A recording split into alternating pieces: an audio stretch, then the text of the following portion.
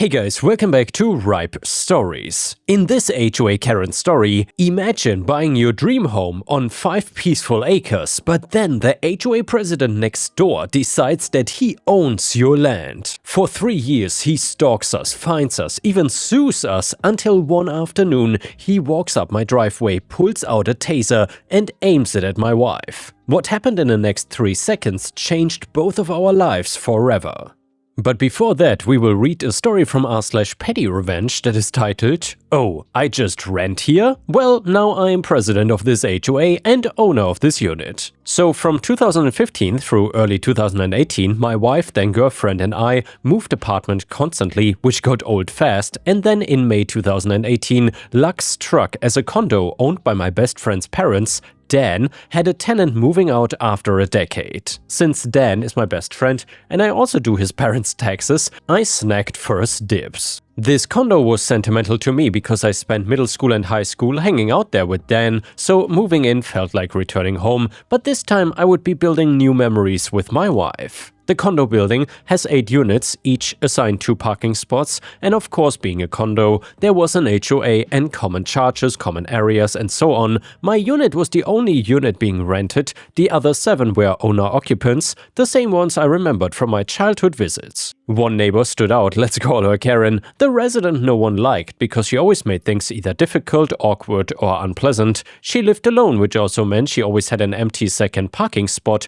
One day in October of 2018, Karen rapidly rang my doorbell, demanding to know if a random car in her empty spot was mine or anyone's I know, and well, it wasn't, and I told her so, but she still seemed distressed before awkwardly leaving. Odd, but whatever.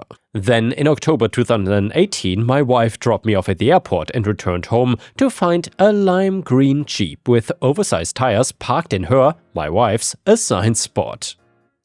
However, my wife noticed that Karen's second parking spot was empty and considered parking there, but ultimately decided against it, as seeing as how dramatic Karen was the last time, some random person parked in her empty spot. So, rather than trying to track down the owner by ringing 7 different doorbells, my wife instead decided to park directly behind the Jeep in a T-shape, essentially blocking the Jeep, and left a polite note saying, "I parked behind you, come to Unit A, I will move my car so you can leave." A whole hour goes by and then guess who aggressively starts ringing our doorbell again? Of course, the one and only Karen. She immediately started yelling at my wife, "You're so immature, that's my friend, she was only here for 5 minutes. You couldn't wait? You do best to remember that. You just rent here." Then stormed off. Now her friend, the owner of the Jeep, instead of simply asking my wife to move, drove over the shared front lawn, ruining the grass and flowers. And all the while, Karen's empty second spot said unoccupied. Fast forward to what has happened since the day she said those words, "You just rent here." 2019, my girlfriend and I got engaged. 2021, we got married. October of 2021, almost to the day of the incident, we became homeowners, officially purchasing the condo from Dan's parents. 2022, the HOA president of 20 years stepped down, and 5 minutes later, I was voted in to be president. Obviously, Karen didn't vote for me. Upon accepting my nomination in front of the HOA, I couldn't resist but say, "Well, so much for just being renters here, right?" Karen seemed in total disbelief. I don't know if it was of what I said or the fact that I became president of the HOA, having lived there for only a few years compared to her decades of living there, and to this day, the look on her face lives rent-free in my head.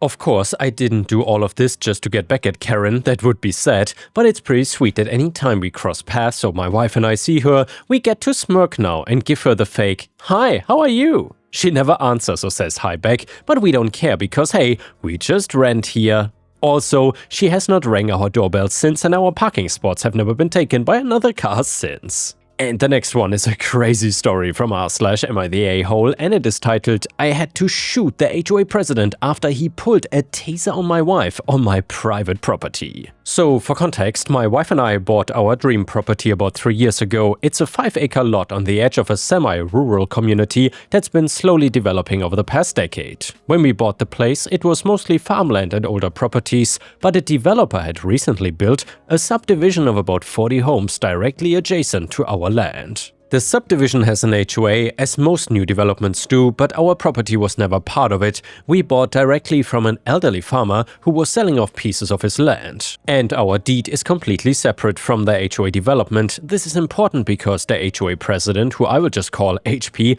became absolutely convinced that our property should be part of his little kingdom. From the moment we moved in, he made it his personal mission to get us to join. Now let me paint a picture of HP. He was a retired middle manager type, maybe mid-60s, who clearly had way too much time on his hands and needed to feel important. You know the type, the kind of guy who probably made everyone miserable at his job and now channels all that energy into measuring how tall his neighbor's grass is. He wore polo shirts tucked into khaki shorts with a belt, drove a golf cart around the neighborhood even though it's only 40 houses, and carried a clipboard everywhere he went. The first time we met him was about a week after we moved in. He showed up at our door with a fake smile and a thick packet of papers. He introduced himself as the HOA president and said that he was there to help us get squared away with the community.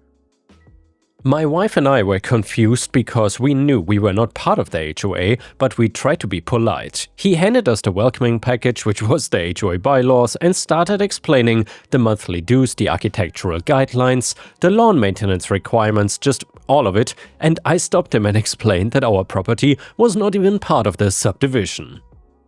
He laughed like I'd made a joke and said something about how everyone in the area falls under the HOA jurisdiction. I told him no, actually our deed is completely separate, we bought from the original farmer and we have no legal connection to the subdivision whatsoever. His smile got a little thinner and he insisted that we needed to join for the good of the community, for property values and for neighborhood cohesion. I politely declined and said that we were not interested. He left the package on our porch anyway and said he would give us time to think about it. Well, that should have been the end of it, but of course it wasn't. Over the next few months, HP became increasingly aggressive about recruiting us. He would show up at random times, always with his clipboard, always with new reasons why we needed to join. He talked about how our property brought down the neighborhood's aesthetic, and he mentioned that our fence style did not match the community guidelines. He pointed out that we had a small shed that wasn't approved by the architectural committee. Mind you, none of this mattered because we were not subject to any of their rules, but he acted like we were criminals for not complying.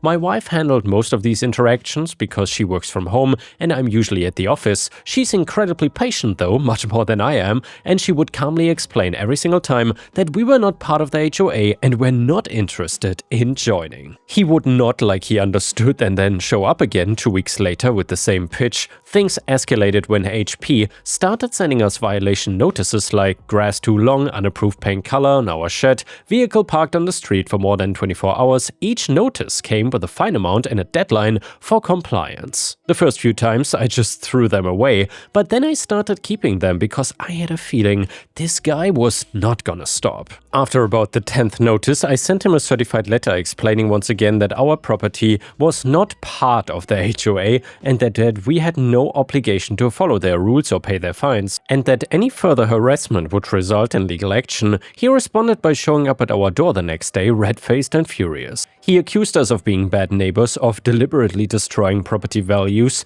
and of being selfish and inconsiderate. He threatened to take us to court to force us to join. I told him to get off my property and closed the door on him.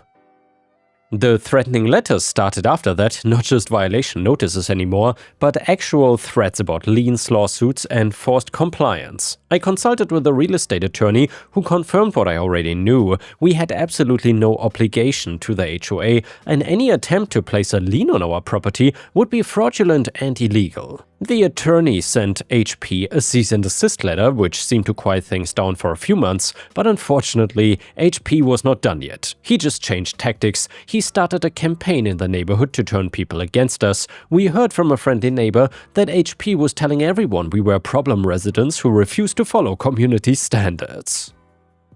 He claimed we were bringing down property values and making the neighborhood look bad. Some people believed him, but honestly, most of the residents seemed tired of HP's nonsense and didn't really care about us one way or another. And then came the inspection attempts. HP would walk along the property line with his clipboard, taking notes and photos of our land. He would peer over our fence, stretch up on his tiptoes to see into our backyard, and document anything that he considered a violation. My wife even caught him once actually stepping onto our property to get a better angle for a photo of our garden shed, and she told him to leave immediately or else she would call the police. He left, but not before muttering something about how we would regret not cooperating. We installed security cameras after that incident, the best decision we ever made as it turned out. The real escalation started when HP convinced the HOA board to pursue legal action against us. They actually filed a lawsuit claiming that our property was historically part of the community and that we were obligated to join and pay backdated dues plus all the fines they'd been sending us. The total they claimed we owed was over $12,000. Our attorney handled it, and it was honestly laughable how quickly the case got dismissed. The judge took about 15 minutes to review the documentation, saw that our property deed had absolutely no connection to the subdivision covenants, and threw the whole thing out. He then also gave a pretty stern warning to the HOA about filing frivolous lawsuits and wasting court resources. We were awarded legal fees which the HOA had to pay, and you would think that that would be the end of it. Because yeah, a reasonable person would have backed off after being embarrassed in court and ordered to pay the other side's legal fees, but HP was not a reasonable person, and after the lawsuit failed, HP became unhinged. The security cameras caught him driving by our property at all hours, slowing down to stare at our house, and he would even stop his golf cart at the edge of our driveway and just sit there watching us. My wife started feeling genuinely unsafe, and I don't even blame her. We then filed a harassment complaint with the local sheriff's department. A deputy came out, took our statement, reviewed some of the camera footage, and said he would have a talk with HP. The deputy told us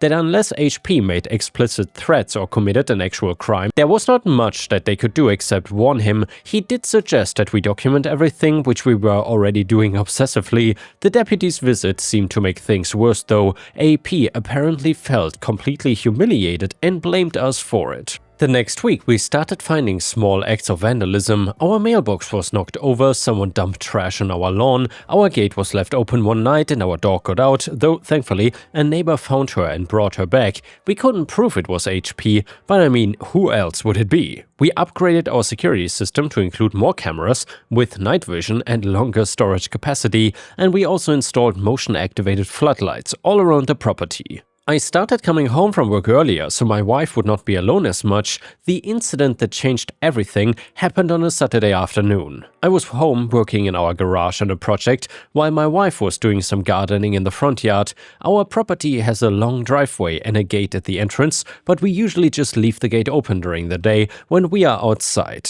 I heard my wife yelling and came running out of the garage. HP was standing in our driveway maybe 20 feet from where my wife was kneeling by a flower bed. He was holding something in his hand, shouting at her about disrespecting the community, about thinking we were better than everyone else, about how he was gonna make sure we learned our lesson. My wife stood up and told him to leave. She had her phone out and said she was calling the police, but that is when HP raised what he was holding and I realized it was a taser. Not a little stun gun, but an actual taser with the prongs and wires, the kind that can drop someone from a distance. He pointed it at my wife and screamed something about how she needed to learn some respect. Now here's where I need to explain something. I love guns and I keep a firearm on me most of the time, especially at home after all the harassment we've been dealing with. I had done training courses and I know the laws in my state regarding self-defense and defense of others, and I genuinely hoped that I would never have to use it.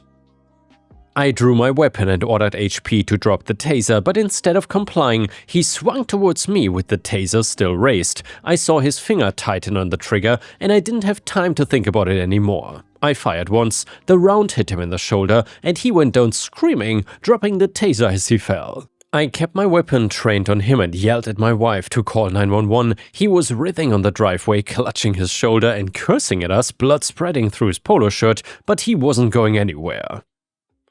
Those next few minutes felt like hours. My wife was on the phone with dispatch, her voice shaking so badly she could barely get the words out. I kept my sights on HP even though he was clearly not a threat anymore. He alternated between screaming in pain and threatening to sue us for everything we had. At one point he actually said that we had just made the biggest mistake of our lives. I didn't respond to that, I just kept the gun pointed at him and waited. I heard the sirens getting closer and finally let myself breathe a little bit. When the first deputy's car came up the driveway, I immediately put my weapon on the ground and stepped away from it with my hands raised and visible. I've seen enough stories to know how badly these situations can go if you're not extremely careful. I announced loudly that I was the homeowner, that I was the one who had fired, and that my weapon was on the ground. The paramedics arrived right behind the deputies and started working on HP's shoulder wound. It turned out to be a through and through that missed anything vital, obviously, but he was still bleeding pretty badly and making a lot of noise about it. The deputies secured him once the paramedics had him stabilized, and even then, he was blubbering about how we had attacked him, and he was just trying to talk to us. He actually tried to claim that we had invited him onto the property, and one of the deputies found the taser where it had fallen and bagged it as evidence. HP was loaded into the ambulance and transported to the hospital under police guard. The next several hours were intense. Detectives arrived and I gave a full statement. They reviewed the security camera footage on the spot, which clearly showed HP entering our property uninvited, approaching my wife aggressively, raising the taser and pointing it at her, and then turning towards me with the taser still raised before I fired. The detectives told me the footage was very helpful and that I should keep backups of everything. Here's the part that was really stressful. Even though everything seemed clear-cut to me, the shooting still had to go through a formal review. For about 3 weeks, I had no idea if I was gonna face charges. I couldn't sleep, couldn't focus at work, kept replaying the moment in my head and wondering if I could have done something different. My attorney stayed in close contact with authorities and kept me updated, but those were some of the longest weeks of my life. My case was ruled as justified use of force in defense of another person. The security camera footage showing HP raising the taser at my wife before I ever drew my weapon was cited as the deciding factor. My attorney called me with the news and I literally sat down on the floor of my kitchen and cried. The relief was overwhelming. Meanwhile,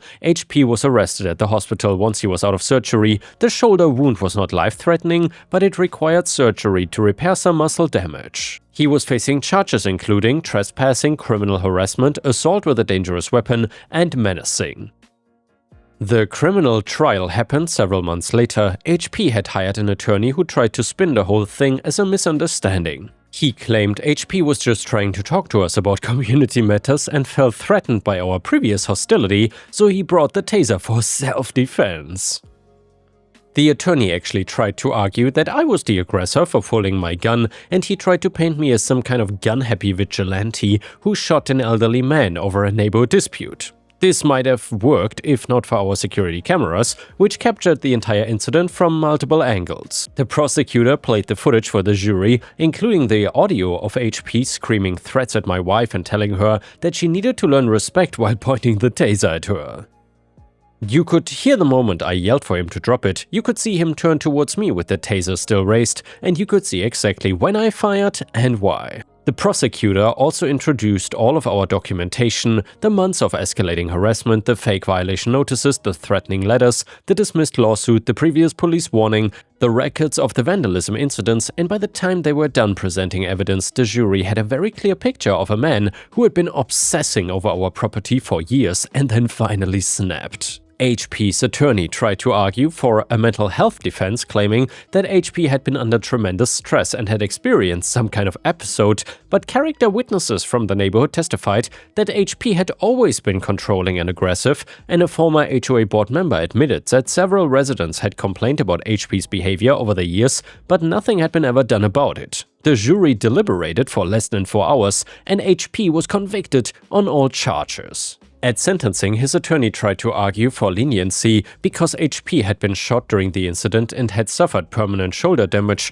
but the judge pointed out that HP had created the entire situation and that getting shot was a foreseeable consequence of threatening someone with a weapon on their own property. The judge also noted that HP showed no remorse and had continued to insist throughout the trial that he was the victim. HP was sentenced to 4 years in state prison. He also had to pay substantial fines and was ordered to have no contact with us or our property ever again upon release. He's currently about a year into his sentence. My wife has been in therapy since the incident. Having someone threaten you with a weapon on your own property while you're just trying to garden is traumatic, and she's been dealing with anxiety and hypervigilance ever since. She had nightmares for months, and she couldn't even go out to the front yard alone for a long time. She's getting better now, but it has been a process. The settlement money has at least meant that she can see a really good therapist as often as she needs without worrying about cost. I've also had some complicated feelings about shooting someone, even though I know I was completely justified here. Even though HP survived and will make a full recovery from the shoulder wound, the experience of actually pulling the trigger on another human being is not something that leaves you easily. I see it replay in my head sometimes, the sound, the recoil, watching him fall, the way the blood looked spreading across his shirt, the screaming. I've talked to a counselor about it and that's helped, but I don't think I'll ever completely get over it. Taking a shot at another person, even when you have no other choice, changes something in you. We thought about moving after everything, but we ultimately decided to stay. I mean, this is our home. We bought it and fixed it up and made it ours, so we were not gonna let one unhinged man take that away from us.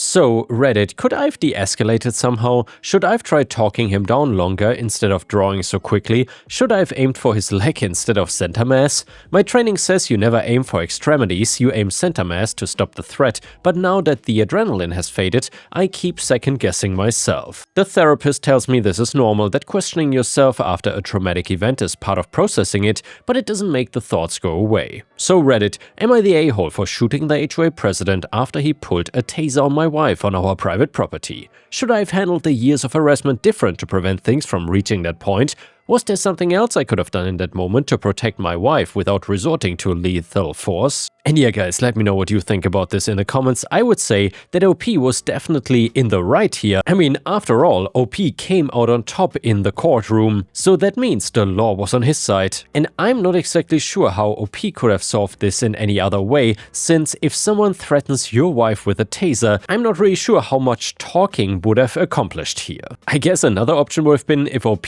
also had a taser. So yeah, it's not optimal, but I'm not sure what OP should have done differently. Let me know what you think in the comments. A user in the comments said, not the a-hole, and I cannot stress this enough. I'm a retired law enforcement officer with 28 years on the job, and I've seen dozens of cases like this play out, though usually with much worse outcomes. You did everything right. You documented, you got attorneys involved, you filed police reports, you installed cameras, you tried every legal avenue available to you. This man escalated for 3 years despite being told no by you, your attorney, and a judge and law enforcement. You gave him every opportunity to walk away. The people saying you should have aimed for his leg or tried to de-escalate longer have never had a weapon pointed at them or someone they love. A teaser from 20 feet can absolutely incapacitate your wife instantly, and she could have cracked her skull on the concrete, had a cardiac event, or been completely helpless while an unhinged man stood over her. You had maybe a second to act, and you acted. You stopped the threat with a single round and then immediately secured the scene properly. Your training kicked in exactly like it should. Center mass is what you are taught because extremity shots are unreliable, more likely to miss, and can still result in fatal bleeding if you hit the femoral artery. The shoulder was actually a lucky outcome for HP, not that he deserves any luck. The fact that the DA declined to prosecute after reviewing the footage tells you everything you need to know. Prosecutors don't pass on cases they think they can win. They watched that video and saw exactly what a jury would see: a man threatening your wife with a weapon on your own property and you stopping him. As for HP's wife's spinning narrative, let her talk. The court record speaks for itself. The conviction speaks for itself. Anyone who thinks you should have just joined the HOA to appease a stalker is not someone whose opinion matters. Please keep going to therapy. What you are feeling is completely normal and doesn't mean you did anything wrong. It means you're a human being who had to do something terrible to protect someone you love. Those things can be true at once. You protected your wife, full stop, NTA. Comment number 2, everyone sucks here. Let me be clear though, HP is obviously the biggest a-hole here by a massive margin. He's a criminal who terrorized you for years and got what was coming to him. He deserves every day of that prison sentence and then some, no argument there. But I have some questions about how this was handled on your end over those 3 years that nobody seems to be asking. You mentioned filing one harassment complaint with the sheriff, just one, over 3 years of escalating escalating behavior. You got violation notices, threatening letters, a frivolous lawsuit, vandalism, and a man literally trespassing to photograph your property, and you just filed one complaint? After the vandalism started, you should have been at that sheriff's office every single week creating a paper trail. You should have been demanding to speak with supervisors about why nothing was being done. You should have been contacting your county commissioner, your state representative, local news. You had security footage and documentation, and you had a dismissed lawsuit that proved he was acting in bad faith. There were options you did not pursue. You also mentioned leaving the gate open during the day when you're outside. Your wife was outside alone with just her phone after months of escalating behavior and vandalism from a man you knew was unhinged. So why was that gate ever open when she was alone in the front yard? Why wasn't there a plan in place for exactly this scenario? I'm not saying you deserved what happened or that shooting him was not justified in the moment. The shooting itself was legally and morally defensible given the immediate circumstances, but there's a difference between justified in the moment and could not have been prevented. This situation did not have to reach the point where you were forced to shoot someone. There were intervention points that got missed along the way. HP is a criminal, you're not the a-hole for the shooting specifically. But some of the choices made over those 3 years contributed to this reaching a point of no return when it maybe didn't have to. Hence ESH, though the suck is like 95% HP and 5% you for not being more aggressive about pursuing legal remedies earlier. Glad your wife is physically okay, hope the therapy helps you both. Comment number 3, you're the a-hole, and I know this is gonna be unpopular, but someone needs to say it. Yeah, always someone needs to say it.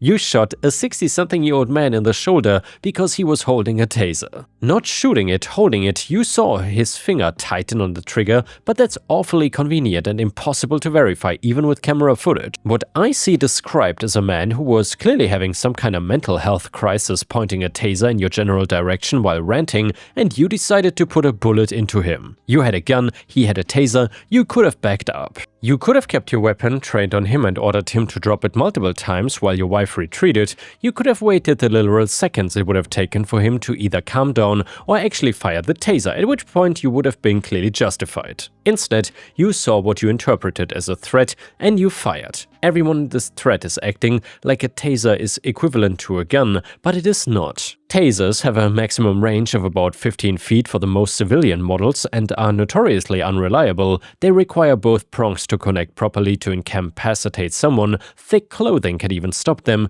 They are a one-shot weapon that takes time to reload. You were armed with a firearm and you are trained. The idea that you had no choice but to shoot is ridiculous. You had choices and you chose the one that ended with you putting a bullet in someone. And frankly, 3 years of harassment that amounted to strongly worded letters in a lawsuit that got dismissed is not the campaign of terror you're presenting it as. People deal with difficult neighbors all the time without it ending in gunfire. The vandalism you describe is annoying but minor, and you admit that you cannot prove it was him. This whole post reads like someone who was waiting for an excuse. The fact that you are on here looking for validation months after courts already ruled in your favor tells me you know something was off about how you handled this. Listen to that instinct. You're the a-hole not for defending your wife, but for jumping to lethal force when you had other options and a significant advantage. That man is doing 4 years and has permanent shoulder damage because you could not wait 3 more seconds to see if he'd actually follow through on the threat. And the next one is a satisfying petty revenge story that is titled, "Finally Stood Up for Someone Who Needed It." Back in high school, I had this friend who always got picked on. She was quiet and kept to herself, and for some reason, that made her a magnet for this one girl who acted like the queen of the hallway. It was not anything too dramatic, just constant little digs that added up, the kind that made you feel bad even when nobody else noticed. I remember seeing it happen a lot and just feeling useless. I wanted to say something, but I didn't know how to do it without making it worse for her, so I stayed quiet, which honestly still annoys me when I think about it. Anyway, fast forward to now. My friend and I were having coffee the other day, just talking about work and life, when that same girl from high school walked in. She looked exactly the same, attitude and all. She spotted my friend right away and said loud enough for people to turn their heads, "Wow, you still look the same, always so plain." Then she looked at her from head to toe. I swear something in my eye twitched. I just looked at her and said, "Yeah, she looks the same. Stable job, good life, no issues. What's your situation now? Still starting drama for fun?" The whole place went quiet for a second and she did this awkward laugh like she was trying to pretend